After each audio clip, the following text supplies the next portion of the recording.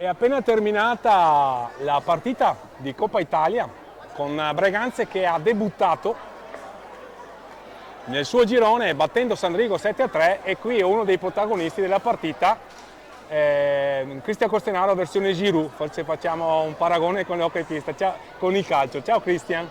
Ciao Fausto, sì, oggi è stata la prima partita di campionato, molto emozionante, sì, di Coppa Italia, molto emozionante.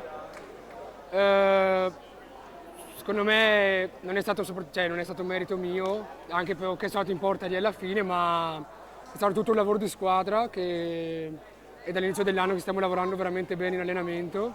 Gabri ci sta facendo lavorare bene nonostante ci sia qualche magari ogni tanto disguido, però oggi siamo riusciti a fare una bella partita secondo me. Sì, siete stati bravi, è stato bravo Gabriele a chiamare time out nel momento di difficoltà perché Sandrigo, lo ricordiamo, dopo l'inizio del secondo tempo era stata brava ad impattare nel punteggio, lì ha chiamato time out, ha serrato le fila, vi ha richiamato ad avere fiducia nel vostro gioco, ha rimesso in pista tu e tu hai avuto il merito magari di trovare subito il punto del 2-1 in un momento difficile, poi si sono scatenati gli altri, in particolare Tommaso Volpe, una quaterna per lui è assolutamente pregevole, no? Sì, sicuramente Gabri ha fatto un buon lavoro dall'inizio della partita, ma soprattutto è riuscito a azzeccare secondo me il momento giusto per chiamare un time out e richiamare l'attenzione di tutti i giocatori.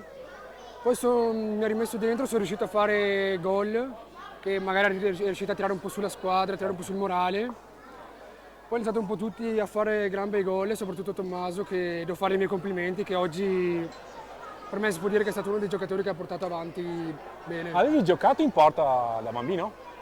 Ti era capitato? Magari qualche allenamento così, tanto per provare un attimo, ma mai seriamente. Ti sei disimpegnato molto bene. Complimenti e bocca al lupo e buona prosecuzione di stagione. Perfetto, Bravo Cristian, grazie, buona Fausto. serata. Anche a te.